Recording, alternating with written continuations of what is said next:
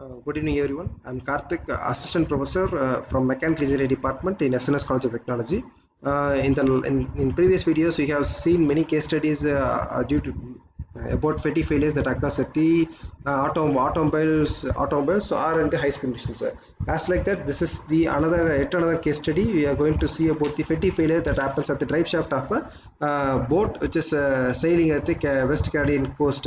Here we are using a low carbon steel of grade 4340, and it is used in the propeller shaft, right? So before going to the case study, we should investigate clearly what has happened. So here the shaft is quench tempered. The next one is that the hardness which is required for this types of shaft is 45 HRC, but it is now we are seeing 30 HRCs as due to the initial investigation part, right? Okay, see here, this is the this is the fracture plane where the break or fracture happens. Okay, this is the another broken area, right? This is the as we see here, this is the small beach marks, and the cracks starts propagating from the crack initiation points towards the hole. So it happens as it looks like a beach marks, we can say it is due to the fatigue fracture, right? Okay.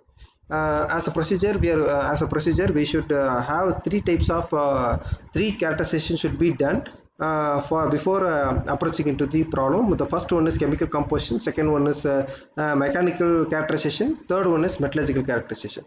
So as we come to the chemical composition process, this chemical composition, it is done using the optical emission spectroscopy in rough polished condition. As we compare this AISI 4340 on broken shaft, we can see more or less all components like carbon, silicon, manganese, phosphorus, sulfur, nickel, chromium and moly, which are inside the allowed range, and there is no deviations in it.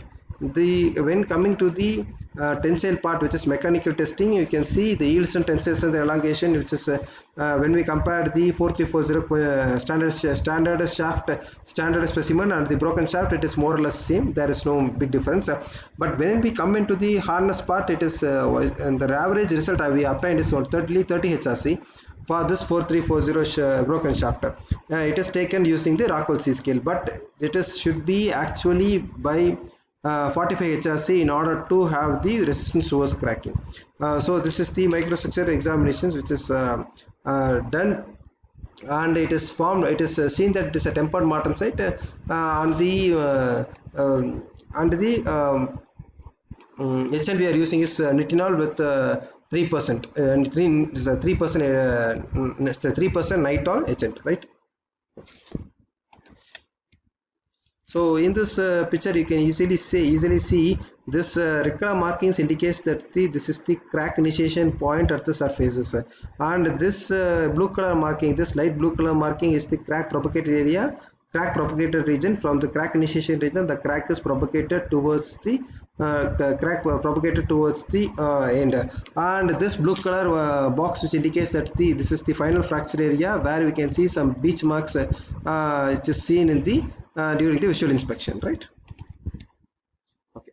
As the spectrography states that it is the stage 1 fatigue, the first thing here is that the fillet radius which is provided for this shaft is only 5.58 mm, 1.58 mm, but the actual fillet radius required is 2.5 mm.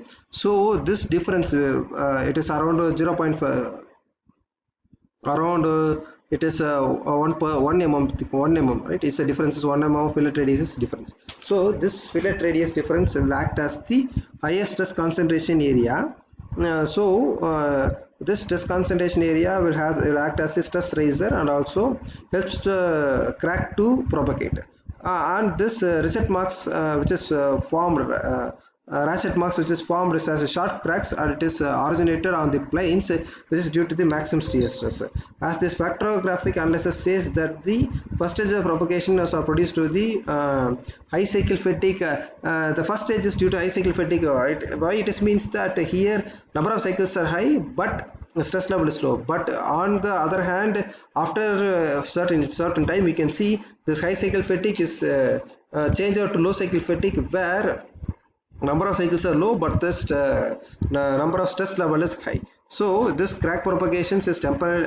So this fluctuation stress also act as the predominant act as the helping hand for the crack to propagate, and this crack propagates are temporarily arrested by holes, but even though the cracks again growth again propagates and the failure happens, right? So moreover you can see this marks which is seen, it's the ratchet marks, and you can see some beach markings are here.